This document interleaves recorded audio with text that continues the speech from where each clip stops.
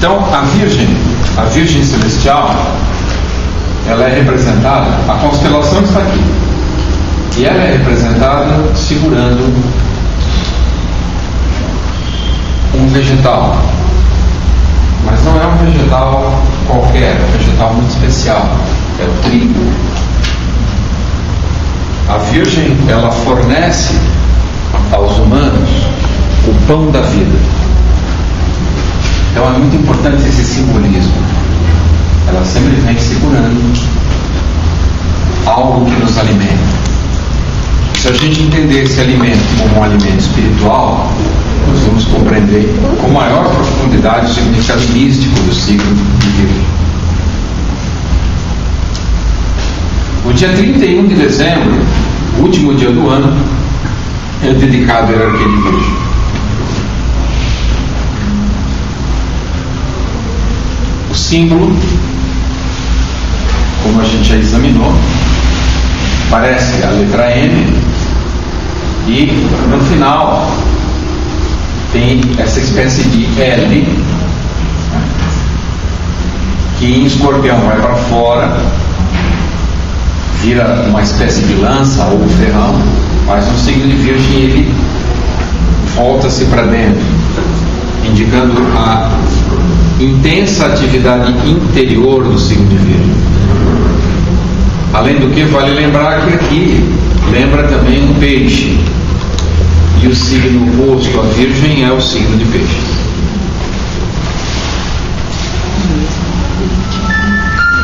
O mês solar de setembro, que é o atual, também é dedicado à mesma hierarquia. Esse intervalo vai de 24 de agosto até 23 de setembro. O amor do signo anterior, que é o signo de Leão, conduz ao serviço do signo de Virgem. Então, palavra-chave para o signo de Virgem: serviço, que é o lema da fraternidade.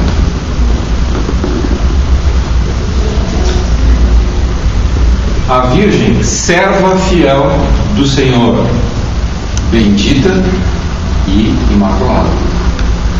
É assim que ela é proclamada nos Evangelhos, cheia de graça.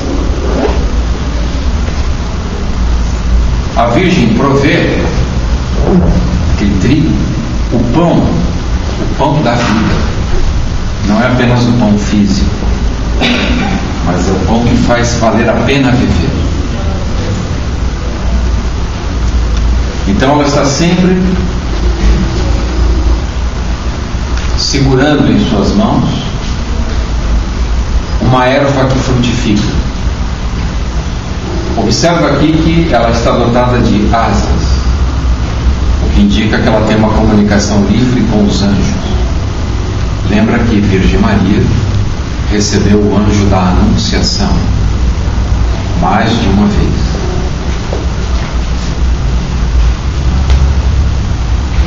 A Virgem alimenta a alma com a graça. A graça é um dos alimentos mais poderosos da alma. O maravilhoso e divino ser que conhecemos como a mãe do mundo é o protótipo de todas as Madonas e todas as grandes religiões. Então a figura feminina que dá luz a uma criança, que é candidata, que é convocada a ser o salvador de toda a humanidade. Olha que missão incrível. Então essa Virgem, essa mulher, esse feminino que recupera a terra das suas doenças, livra a terra dos seus males, promovendo o nascimento do Salvador. Isso não é só no cristianismo. Em várias outras tradições existe algo muito semelhante. Conforme o estágio e o progresso alcançados no percurso na senda dos mistérios espirituais, Virgem é a mestra das altas iniciadas. Então, principalmente os espíritos que estão ocupando corpos femininos, existe um momento em que a imagem da Virgem, a presença da Virgem, os ensinamentos da Virgem serão transmitidos para as iniciadas já de alto grau.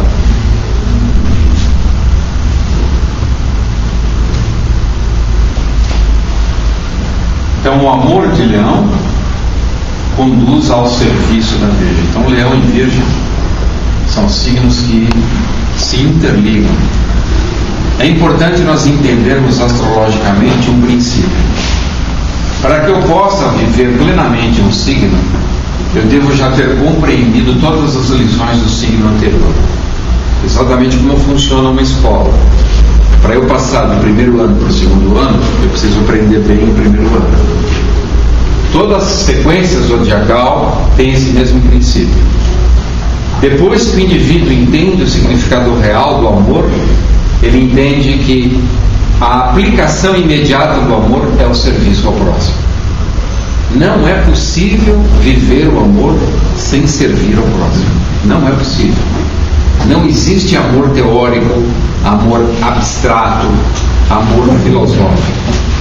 Amor é algo para ser vivido, servindo quem precisa.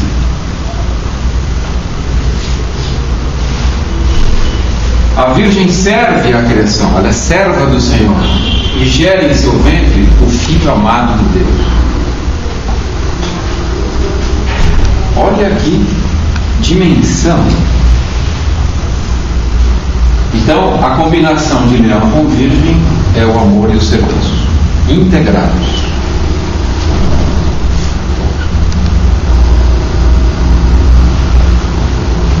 Peixes, por sua vez, é o signo oposto ao signo de Virgem.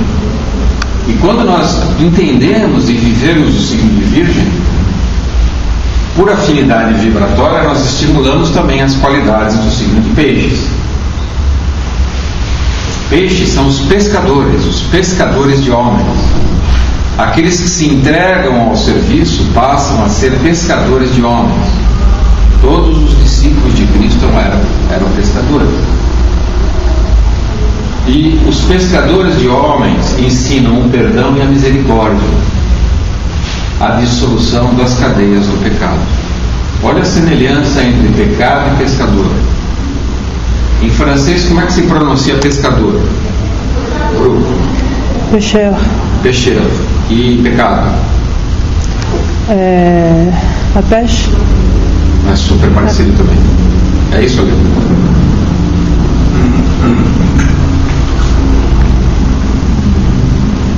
Então, o signo de Peixes está associado ao autossacrifício. Ou existe uma outra palavra bonita para o sacrifício, que é abnegação.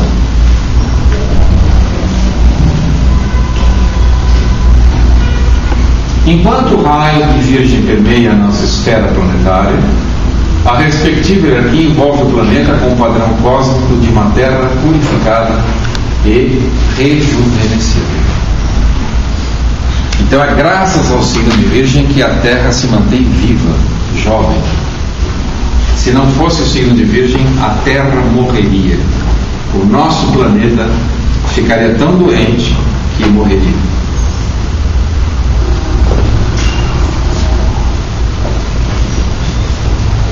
Ao se atingir certo grau de desenvolvimento espiritual, há pureza.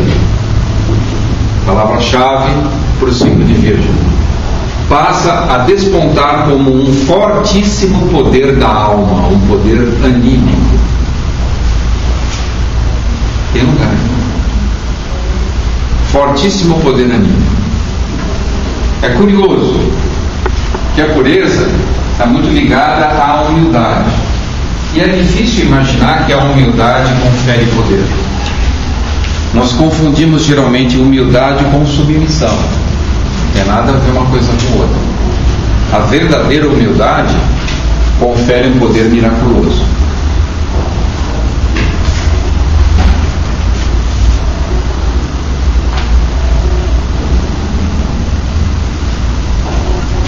Pureza e poder anímico, então, são atributos do signo de Virgem. Nós vimos na reunião passada que o poder que desce dos céus é o poder zoou, da onde vem o termo zodíaco.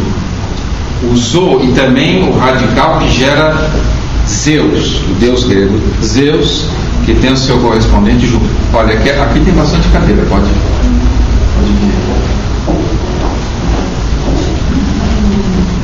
Então, a força que desce dos céus, Zou, poder criador do cosmos. Lembre que o cosmos, ele está em constante conflito com o caos. O caos tenta dissolver o cosmos o tempo todo. É função do caos dissolver o cosmos.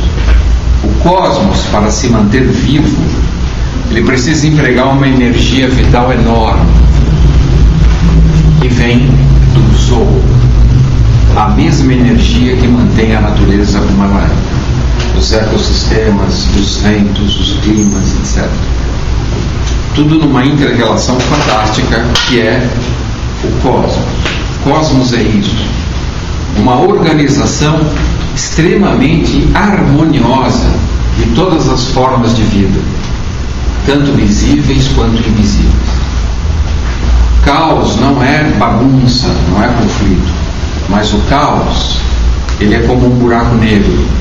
Ele quer absorver tudo de volta à sua origem, que é o nada. É a pré-manifestação. Então o caos, para não ser engolido por esse nada, por essa escuridão, ou seja, para as trevas prevalecerem sobre, para as luzes prevalecerem sobre as trevas, há um dispêndio, um gasto, um empenho, uma vontade muito grande. Nós temos que fazer a mesma coisa com as nossas vidas. Para que a nossa vida não se transforme num caos e ela seja um cosmos, é imperativo que a nossa vontade governe a nossa existência. E é um trabalho imenso para conseguir isso. Então a força Zou, Zoe, Zeus, entra diretamente no útero dessa virgem para produzir um menino. A virgem, para conseguir isso, tem que ser de uma castidade sublime e perfeita, santa, para colocar essa energia em movimento e fazer com que o cosmos, então, se organize e tenha movimento, tenha vida, tenha palpitação, tenha batimento, tenha ritmo.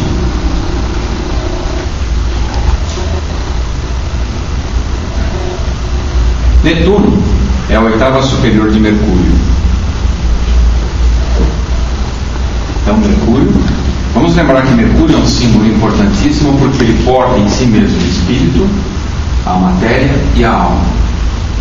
Diferente de Vênus e Marte, em ambos falta a alma. E quando Mercúrio atinge um grau vibratório que alcança as esferas espirituais, ele então aciona a sua oitava superior e mais refinada, que é Netuno, que está associado à mente divina. Netuno rege o fluido espinhal, fluido que fica no interior da coluna dorsal. A pureza ativa esse fluido sutil que fica no interior da coluna. E só a pureza, não é o conhecimento. Esse fluido desperta a visão espiritual, a sensibilidade, ele expande a nossa percepção do real.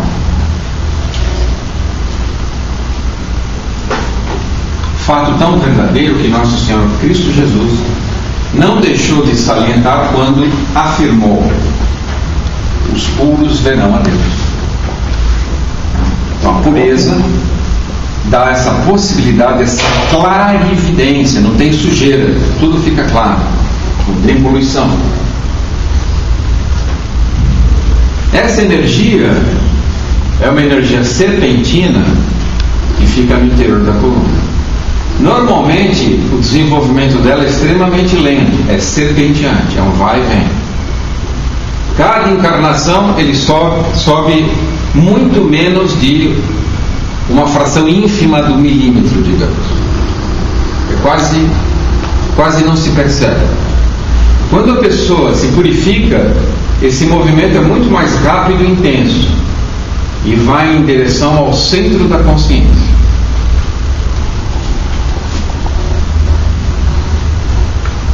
Lembra que a Virgem tinha asas num dos símbolos, né? Então isso vai iluminando a pessoa internamente. Ela não só consegue enxergar as terras exteriores, ela também passa a ver as suas terras interiores. E a sua consciência fica luminosa e também ilumina os outros. É uma pessoa que irradia luz e sabedoria, sem precisar abrir a boca. Geralmente as pessoas que falam muito não têm sabedoria nenhuma, é quase que uma regra isso. Então, essa energia sobe no interior da coluna e desperta então essa luminescência.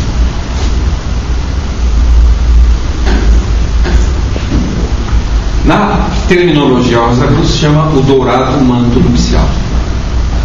Mas essa ideia de cor áurea, cor do ouro, né? Dourado manto nupcial é muito antiga e vem dos alquimistas, né? Os irmãos da filosofia Rosa Cruz chamam esse corpo de corpo-alma. É um veículo consciente.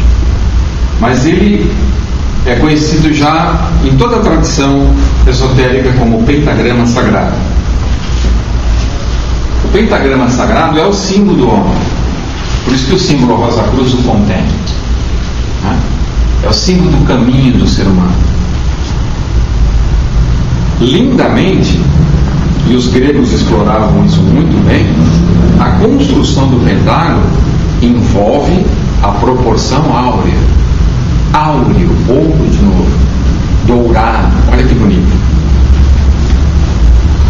Então, quando há uma espiritualização através da pureza, há em volta de nós, então, essa força dourada super irradiante, que de alguma forma envolve quem está próximo de nós.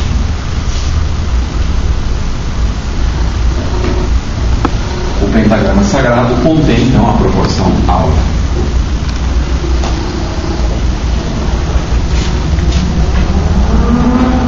Quem explorava muito nos seus quadros a proporção áurea é o Leonardo da Vinci, que era vegetariano.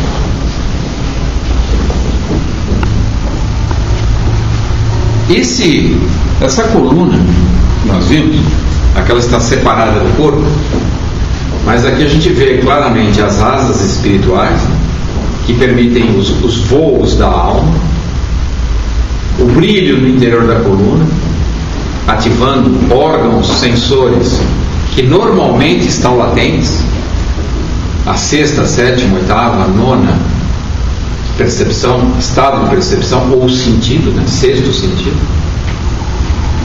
E aqui principalmente o terceiro olho, a clarividência. Quando nós atingimos um grau de clarividência, nós começamos a pensar já no nível supralinguístico. Essa linguagem comum que nós empregamos para se entender este plano, ela continua sendo útil, mas ela fica quase que uma brincadeira de criança, porque você começa a enxergar e desenvolver um nível de linguagem musical. Então você entende não a palavra, mas o som que sai do seio da palavra, vibra e produz a vida, produz a matéria, permite a existência. Então você ouve música o tempo todo.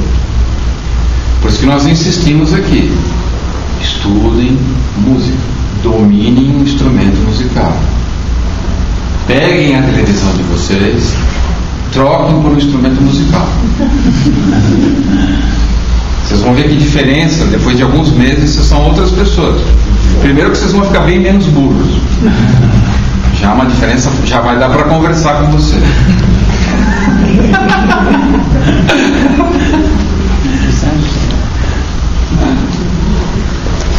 Apóstolo.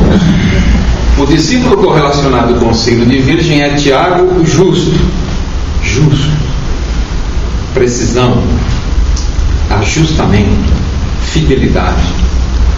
Irmão de Judas Tadeu e Simão. Durante muitos anos foi reverenciado como arauto da primitiva igreja de Jerusalém. Tornou-se largamente conhecido pela pureza do seu caráter e por sua consagração ao serviço voluntarioso, ou seja, tem que ser de boa vontade, e autossacrifício, abnegação. O que significa autossacrifício? Fazer alguma coisa reclamando, com dor? Não. Autossacrifício é deixar de lado as coisas pessoais e priorizar as necessidades dos outros. Elas passam a ser mais importantes do que as suas.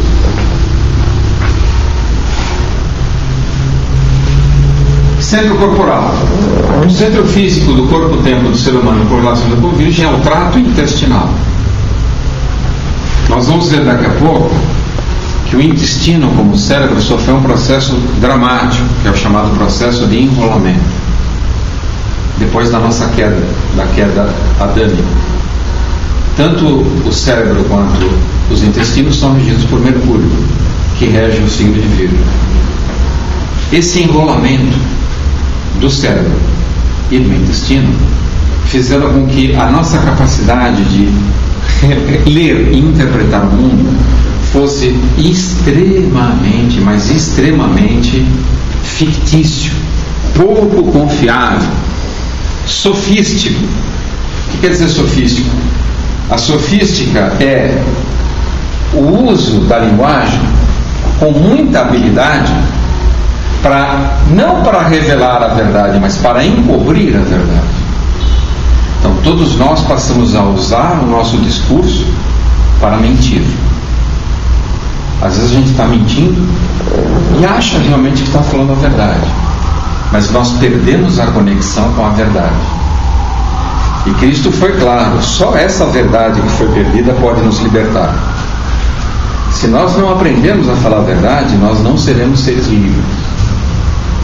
Então nós temos que desenrolar a mente, a inteligência. Não é um trabalho fácil, mas é possível.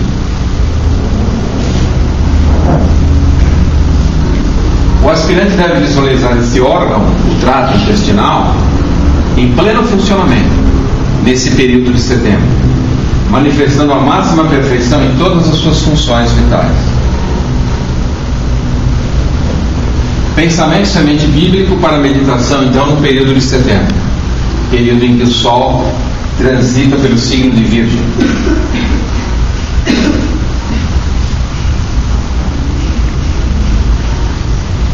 Que o maior entre vós seja o servo de todos. De novo, a palavra serviço. Qual é a medida da grandeza de um ser humano? É a capacidade de ele servir ao próximo.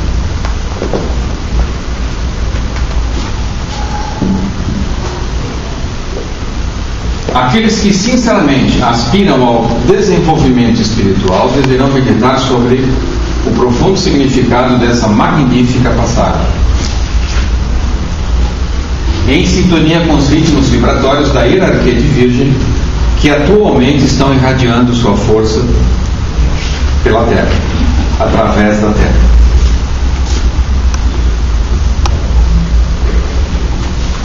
Agora um pensamento de Ralph Emerson no seu livro Prudência.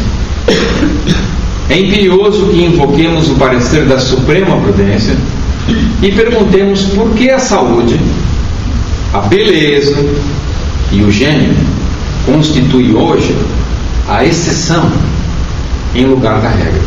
Todos nós fomos criados à imagem e semelhança de Deus para sermos super saudáveis, belos e geniais, criadores.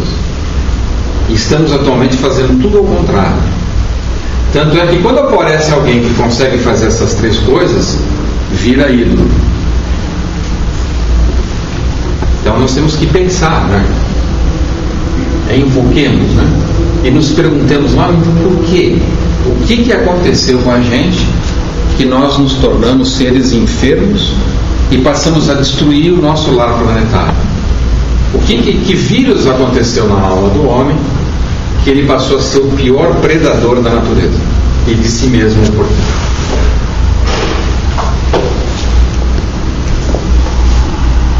Mercúrio é regente natural da sexta casa.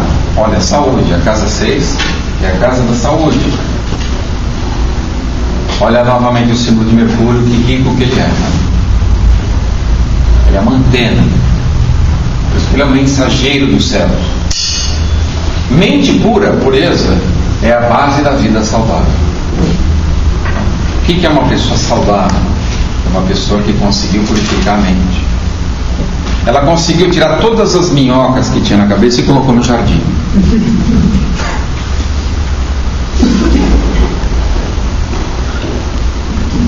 A mente pura não reluta, não polemiza internamente, apenas serve de forma devota e amorosa.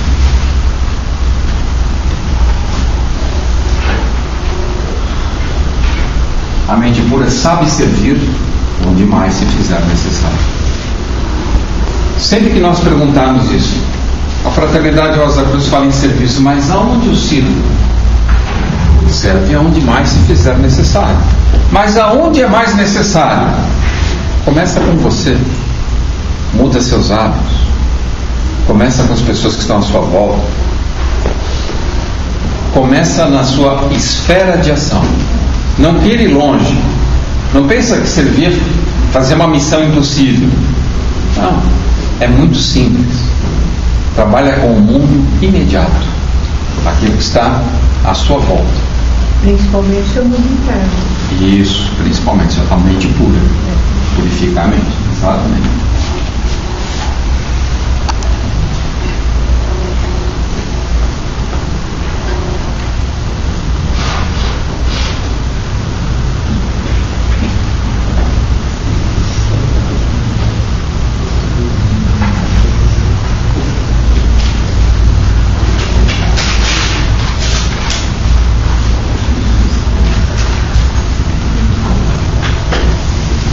Então, continuando a nossa exposição do sábado passado, do mês passado, também estamos falando sobre a Virgem, o princípio da força e a saúde.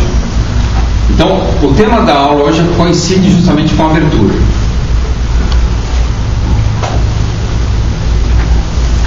Vamos falar então sobre fé, amor, erotismo e fanatismo. Estamos falando sobre isso. Nós vimos que o fanatismo é uma degeneração do erotismo. Você ser fanático, inclusive fanático por alguém, estar perdidamente apaixonado por alguém, é uma doença. Eu sinto dizer isso, né? São coisas desagradáveis de se ouvir, porque a gente acha gostoso ficar perdidamente apaixonado, mas ficar perdidamente apaixonado é um desastre atômico. Você simplesmente perde a cabeça. É um descontrole emocional. A paixão vem do grego pathos, o mesmo radical que gera patologia. Então, paixão é uma patologia.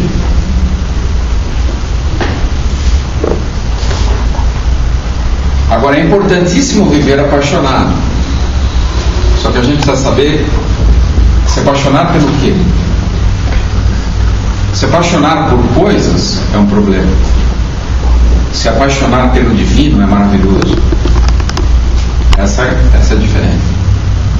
Você pode viver num estado de paixão contínua, mas não por entificações, não por pedaços da criação. Seja apaixonado pela criação e pelo ato criador. Faz uma diferença enorme. Zoo versus bios. É muito importante a gente entender essa diferença hoje. Zoo, em grego, significa vida com V maiúsculo, a vida que vem diretamente de Deus. E bio significa a vida que já foi manifestada no mundo objetivo, da onde vem a palavra biologia. Então, zoo é a vida diretamente dos céus. Bios é a vida já manifestada.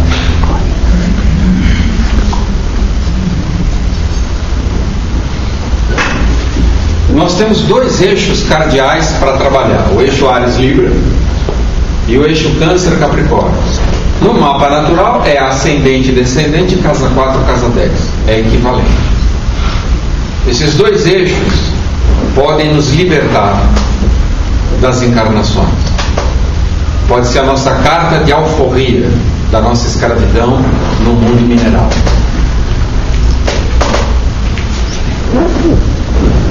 Na horizontal predomina a bios, a vida biológica. O meu corpo, o seu corpo, eu sinto fome, sinto sede, né? Tenho necessidade de ter uma casa, trabalho, vida biológica. Autopreservação. Mas na vertical existe um chamamento maior para a vida verdadeira, aquela que não desaparece. A vida que faz possível esta vida. É a Zoe. É essa que nós temos que recuperar para sair do enrolamento intelectual.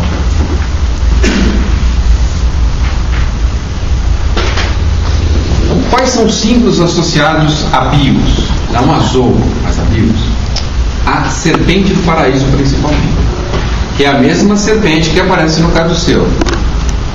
Então a serpente não é ruim, nenhum símbolo é ruim. Achar, por exemplo, que Judas é um traidor é sintoma da nossa ignorância. Judas fazia parte do processo. Ele não é um traidor. Ele foi amigo íntimo de Jesus. A serpente, ela não tem culpa. Ela não merece ser desprezada pelo que aconteceu. A serpente é um símbolo da busca pelo conhecimento. A serpente era extremamente necessária dentro do nosso projeto existencial que culminou nos dias de hoje. Mas ela gerou dentro de nós um processo de polarização. Ela é responsável pela eletricidade na natureza. Carga positiva, carga negativa, bem, mal, dia, noite. Tudo que tem bipolaridade, tudo que é ambíguo é elétrico. E gerou então também, por essa eletricidade, o enrolamento. Esse seria o emaranhado, tá? Isso, seria o emaranhado. A serpente é emblema da desobediência ontológica, ou seja, desde o início da nossa existência como humanos. O afastamento entre o mundo divino e esse mundo que é nosso, humano. Houve um tempo que não havia divisão. A vontade de Deus e a nossa era a mesma. Nós éramos puros. A serpente ensinou-nos a malícia, a capacidade de ver e escolher. E isso gerou o afastamento entre o que é divino e o que é humano. A ponto de gerar, como a história demonstra, seres humanos que simplesmente não acreditam em absolutamente nada que venha do divino. Se autodenominam ateus. Tamanha a distância, tamanho distanciamento, esse afastamento atingiu o grau máximo de polarização. Eu nem admito a possibilidade do outro polo, o polo do não visível. Isso, vou falar deles daqui a pouco, o cético, exatamente. O ceticismo é uma das piores doenças da alma. É a antifé. A pessoa já não acredita antes até de refletir sobre o assunto. Eu acho o ceticismo um grau supremo de burrice.